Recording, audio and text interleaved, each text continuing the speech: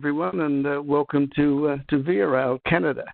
I'll just go a few items that we'd like to discuss first before we go into the actual presentation. Just highlighting that Via Rail is Canada's national train network. Sorry about this. So just some images there of the train journeys, and just highlight the size of the business of Via Rail. I won't read all of this, but I'm sure you can identify some aspects there of the number of locomotives and train cars and train stations. So all of that says it's a large network of over the whole of Canada with more than 2,500 employees, and you can see there some of the networks down in the bottom area that Via Rail covers in regard to Canada. There's a network up on your screen now that you'll see, which is the Via Rail National Network, and I'll just go through the importance, if you like, of for the international market and in particularly the Australian market. The biggest selling train journey of Via Rail from the Australian market is the Canadian train. It's a 4-day train journey, Vancouver to Toronto, and returns again. Operates in both directions 2 times a week. Then the next most popular would be the Corridor that I've got the cursor on there now, which is very much like a European train network. So that goes from Toronto through Windsor, Ottawa, the capital, over through Montreal and Quebec City. It's like a business class train, but very, very strong in tourism as well. Next most popular would be the Ocean, which goes up into the Maritimes, into the lakes and waterways, absolutely beautiful, beautiful islands and areas where we traverse through on the train journeys. And then the next most popular would be the Winnipeg to Churchill, which is termed the Churchill train. We'll be featuring that today. And then the next would be the Skeena, which goes from Jasper in Western Canada up through just under the Inside Passage through to Prince Rupert. The Skeena follows the Skeena Valley and Skeena River and visits through some amazing territories that are really off the grid, if you like, and it's essential service for a lot of those people. So when I say essential service, Via Rail also links to 400 communities right across Canada on all of the train journeys, as you can see there.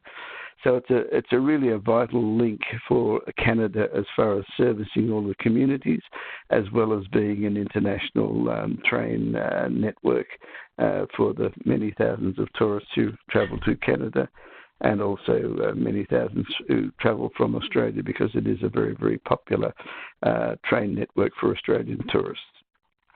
So let's look at our trains. We've got a great variety of trains because Via Rail's network, as we just highlighted, covers through a lot of terrains, a lot of areas, a lot of territories, from the Rockies to up to the Inside Passage, as I mentioned, through to the Maritimes area, and then right across from Toronto to Quebec City, as far as the what we call the Corridor Eastern Canada area. Today we're going to feature mainly the Canadian train. As you can see, they're snaking through the areas in just coming into or out of the Rockies. As I mentioned earlier on, it operates 2 times per week in both directions. It's a 4-day train journey. And just some more images here of the train going through the lakes and the Alps and what have you. You'll notice on the 1, 2, 3, 4 carriages down, there's a bubble on top of the train, and they are our viewing domes, and you'll see those scattered throughout the train. I'll go back a little bit more on that later. So, as I mentioned a little moment ago, the Canadian train operates 2 times per week in both directions, one from Vancouver, one from Toronto, and it takes approximately 4 days of journey. We have there is one complimentary stopover, could be in Jasper or Winnipeg or whatever the most desired one would be, but other stops are available. There is a small fee for stopping over. The most important thing is to remember when you're selling this product is that if they're ongoing, that the train that they wish to onward travel meets up with their timings. Same thing if they're returning back, that it meets up with their desired time as well. So we have economy class, sleeper plus class, and in sleeper plus we have 3 styles: berth, single cabin, and cabin for 2. We also have a prestige class, which we'll highlight a little bit later on for you. So economy, sleeper plus classes on the train. So let's have a look at some of the journeys and some of the aspects. This is a shot from, excuse me, from a window of one of the cabins, of the sleeping cabin. So it's nice and relaxing, even your own cabin, without being in other parts of the viewing aspects of the Canadian train. And one of those being the panorama car. It's like a 360-degree view of the, or a 180 anyway, if you don't want to look down at the tracks too much, I assume. But this is a beautiful viewing train carriage, which is on the train right throughout the non-winter months. And it is just a great aspect for viewing, and anyone can go and sit there on the train, on that carriage. You don't have to buy a separate ticket or anything like that. It's part of the deal. This is one of the domes I mentioned a while ago. If you look through the top right-hand corner, there's a window there, and you'll see another dome further on, and those domes are repeated throughout the train. Underneath each dome is what we call a concise, and that's where the bedrooms and the dining car, etc., are located. So there's plenty of access for everyone to go and view. Entertainment on board. This is something we don't advertise, but during the spring, summer, autumn, or fall months, there are a lot of music festivals on right throughout Canada, and particularly where the train traverses through on the Canadian. So we invite the local artists to entertain on the train. Some of Canada's best artists over the years have been travelling on the train and entertaining. We don't advertise it, as I mentioned. It's something that just happens, and we don't know in advance who the person will be or how many or if any will be entertaining. It's just a nice surprise for the customer. They're able to sell their CDs or DVDs or whatever format they have, and so it's a win-win for all in that situation. A lot more entertainment on the train because we have an activity car on there, which is ideal for children. If you're thinking of people travelling from Vancouver to Toronto, they need some entertainment as well as looking out the window. There's really no access to Wi-Fi through the Rockies, etc. So we have board games for the kids, for the older kids as well, and also the latest movies on monitors and what have you in that area. The dining car on the Canadian is what is one of the things it is famous for. The Canadian train is sometimes called a hotel on wheels or a cruise on rail. So it's all encompassing. It has dining, accommodation, sightseeing, everything, just like a hotel travelling. You'll see a window there at the end of that carriage is where the galley is, where the chefs prepare and cook all the food. The way it works is that if they're coming out of Vancouver, say, they'll be utilising the fresh seafoods of the Atlantic salmon and so on. Through the prairies, they're probably having bison and beef, and then into the lakes area, more seafood from the Ontario lakes. Fresh food is brought on at the appropriate time for servicing. So you'll see here plated meals being taken through the dining car for service, and then this is a shot of the newly refurbished Art Deco style train. It's a very, very stylish aspect for dining on the train. There's a couple of plated meals there, you see.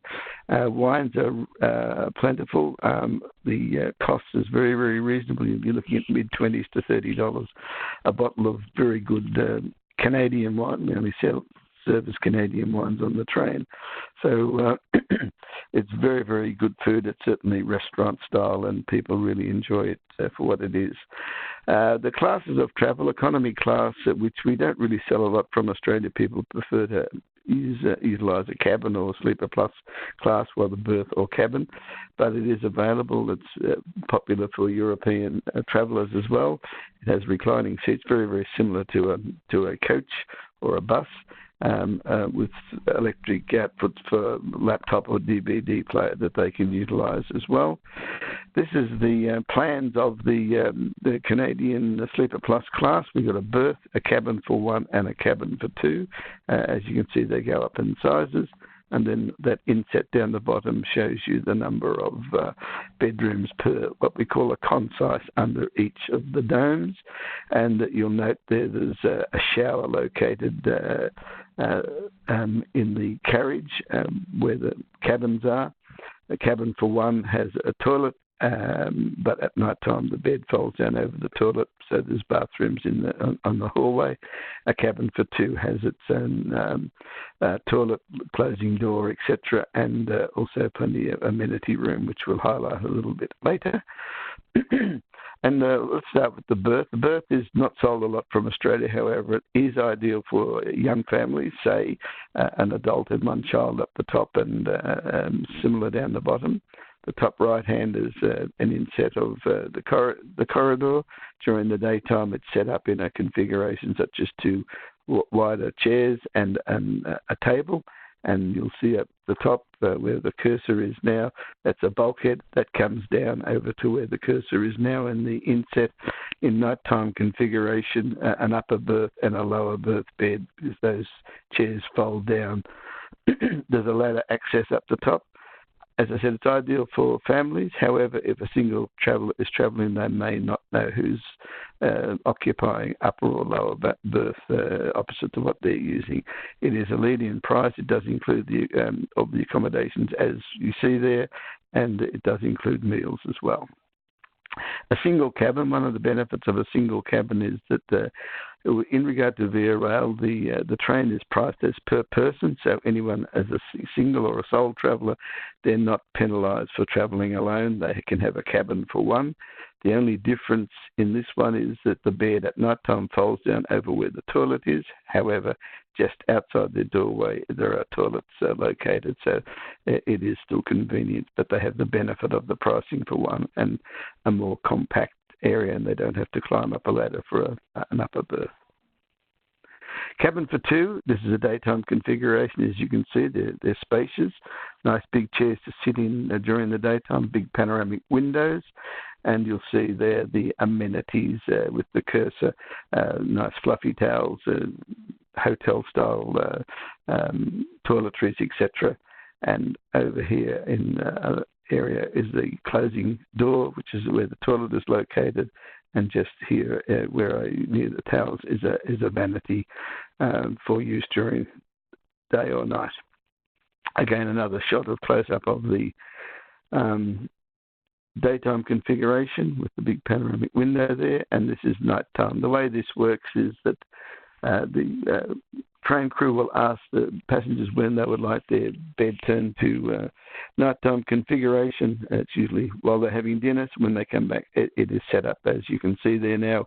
Upper berth has been folded down, and same with the lower berth, that the chairs are folding underneath the bed, and there is a ladder that they can access the top. It's very comfortable. There's what we call a comforter, a little area there, which you can see that pulls up a little higher and just stops people from rolling out of bed. But the beds are very, very wide and ideal for comfortable sleeping. We have an image there of the very, very modern trolley. It's there for a reason. The train is like an aircraft. So during the train journey, they check their bags in at the commencement of the train, say in Vancouver, and then it is under the hold of the train, and just like an airline. And then we will... they are invited to have a cabin bag, which will have if they have any medications, toiletries, change of clothing or whatever for the time they're on the train, that stays with them in the cabin of the train. Other than that, all the luggage goes through to their point of arrival. So this train is exactly the same thing in the winter, except it's dusted with snow. It's a very, very beautiful aspect. All of the highlights that I mentioned a while ago are on the train. but there's just snow everywhere and beautiful, beautiful scenes. At night time, you may get a moonlit night. There's nothing better than lying in bed with the curtain open, and you can see the vistas with the moonlit night, and even the stars without the moon are highlighting the crevices and areas that the snow highlights. Just some more shots there. During the winter months and the summer months, our latest addition to the Canadian train is our Prestige class. It's arguably one of the highest quality classes of train travel globally today. And this is all wood-panelled, beautiful big panoramic windows, has full concierge service up on the top image there. We've got people being served by the concierge, so they can have champagne breakfast or just drinks in their cabin if they wish. Just an image there of the configuration of the Prestige class cabins, very, very beautifully appointed. They have full ensuite shower, big monitor for watching the latest editions of movies and what have you. As I said, a full vanity, beautifully appointed bathroom with amenities, etc. And the bed is what we call a Murphy bed. It's a double bed, very, very similar to a household bed, but it's just it's called a Murphy bed in Canada, and it folds away to seating during the daytime, and that is a nighttime configuration there now. Again, it's very, very large, and people can relax and have a good night's sleep in that one. I mentioned concierge service with full butler service in cabins. At the rear of the train is what we call the park car for Prestige class until 6 p.m. After 6 p.m. any day at the train, any passenger on the train in Sleeper Plus class, that's a cabin for one, a berth or a cabin for two, can utilise this area as well. Beautifully appointed, the European style area, beautiful bar, and you'll see there's access up to a dome at the top. You'll see where the cursor is there now. At night time, there's a nicely lit rails of the staircase, and then up in the dome up the top, which they can do full viewing. That's either available night or day, so it's a really lovely product. Then we go on to the Churchill train. The Churchill train, I may have highlighted at the start, is a train that was out of action for about 18 months because of very, very severe thunderstorms and very bad weather that Canada experienced. It really is in a wilderness type area. And it was totally flooded out, so only for about 2 kilometres, but they could not get access to repair it. So it's now up and running again, and it really goes up, as I mentioned, to a wilderness area, and it's certainly what is termed as a bucket list up in Churchill. However, just highlight a few things about Manitoba. First of all, Manitoba, Winnipeg is the capital. It's located virtually halfway between Vancouver and Toronto. It's a very, very cultural city. It's got some amazing aspects. It's got the Canadian Museum for Human Rights. It's the only one of its kind in the world. In fact, it was the first world location of museum dedicated to human rights, and it's absolutely amazing place to visit, and nearly 250,000 people visit that site every year. We've also got the Hermetic Code, which is at the Manitoba Legislature building. It's really based, as far as the building, it's like a clue factor that it's Manitoba's Da Vinci Code. The way they built this with the masons of the day, built this in a format that it was like quite cryptic, and you really have to go through it with a guide, and they can identify great aspects of it that really is a fascinating build, and people really enjoy that. Other areas, it's the migration area for the bird life coming from northern to southern hemisphere. So at this time of the year, when we've got all the bird life down here who have migrated from north, they stop over in Winnipeg, and it's quite fascinating to be out there. The same with the caribou; they migrate and stop off at Manitoba in in Woodlands area. So there's so much to see and experience and do. And then we travel up to Churchill. Churchill is, as I mentioned, a wilderness and bucket list destination. So it's a 2-day train journey, one overnight train journey. It stops off at Thompson for a short while. And I guess what Churchill is more famous for is polar bears. But polar bears are also located right throughout the year, not just in the cold climate. In fact, they hibernate. Hibernate during the winter period, and they go off hunting for seals and what have you into the Arctic. But other times you can walk with the bears, which is quite fascinating, all done with proper guides, and it's very, very safe. You can be on the tundra in the big buggies and just viewing the bears as they're in their natural habitat. A great deal of things to do, and then in the summertime, in June, July, we've got beluga whale watching, even kayaking with the whales. So it's a fascinating destination right up there. It's also under the Northern Lights aspect as well. So many times of the year, January right through to March every year, and particularly you'll get great viewing usually of the Northern Lights. Also, it's a very festive area as well. So during the winter months, they have a pop-up type restaurant at the and it's called Dine Under the Borealis, which is the Northern Lights. And it's a great area just to relax and enjoy, and have one of the world's top chefs come in and prepare beautiful food. So there's a lot of good nightlife in Churchill. It's mainly motels and what have you, and small hotels with bars and what have you, but the community there really gets together and enjoys. And there's got a lot of lodges there as well for more upmarket. You can do helicopter out to certain lodges, do walking with the bears, et cetera, and wonderful, wonderful food. And just a couple of things about the Churchill train. The ideal thing to do is go on the train one way and then fly back to Winnipeg, say on the return, or whichever way they like to do it.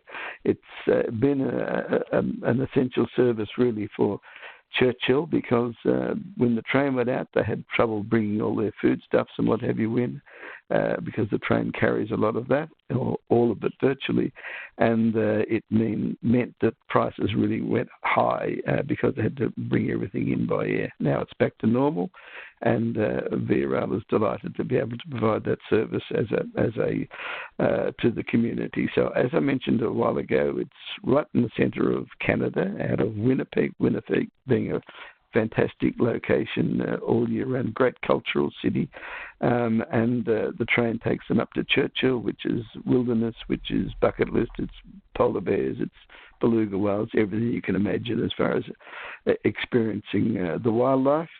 And it's just a fantastic opportunity for people to enjoy. So hopefully I've covered it all now on those aspects of just the 2 train journeys. I did mention earlier on that we have other trains, which is in East Canada, the corridor services, the Maritimes ocean train, also the train that gets up through Skeena to the Inside Passage is called the Skeena train. However, our main concentration today has been on the Canadian train, the most popular product for Via Rail from Australia, and then the one that's really moving along is the Churchill, which has just been reintroduced. All of the trains that Via have provided by the tour operators or tour wholesalers that you would have preferred arrangements with. Australia is a very, very big and important market for Via Rail, and I'd just like to thank you very much for the time today, and if we have any questions, I'll hand back over to Charlie. Thank you, Charlie. Thank you, Ray. Fantastic update on Via Rail, and of course great to see that the Churchill line is back up and running. I know that, it's on a lot of people's bucket lists, agents and clients, so hopefully that service will start to be utilized again. So the floor is open for questions, everybody. Please type them into the chat box if you've got any questions for Ray. We've had one already from Judy, Ray, which is how often are the public toilets and showers cleaned throughout the day? After every usage in the showers, they're beautifully cleaned, and everything is kept. One of the great features of the VRL train, the Canadian, because it's a sleeping train, is that it's turned out beautifully all of the time. Thank you. William says, will we be able to view this presentation later? Yes, William, I will convert it to a video file, upload it to the CSP YouTube page. I will share it on the Canada Specialist Facebook page later today, and I will do the follow-up for the webinar tomorrow, so you'll get a few opportunities to grab that link. And of Charlie, course, just one other thing to... Yep. Sorry, just one other thing to add to the person who asked about the bathrooms and showers, etc. Each carriage has their own attendants, their own train crew, so they're looking after each cabin, each train consist, we call it, so that's a carriage set, and they're continually cleaning and making sure everything has turned out nicely. Lovely, thank you. So there will be follow-up from myself and from Ray, so plenty more opportunities to ask questions or to view the webinar again. I will also send out the PDF slides as well from Ray. I usually Dropbox those because it's quite a big file, so look out for that one in your emails. What else have we got here? Neville says, thank you, Ray and Charlie. Thanks, Neville. Kirsten says, hi, is there a minimum age for children in the sleeper cabins? No, I would suggest though. There's not, but I mean, reality probably a 2-year-old would be, but there's no minimum. There's no minimum, but we talked about a maximum earlier. Was that 12, Ray? If parents 12 is 12.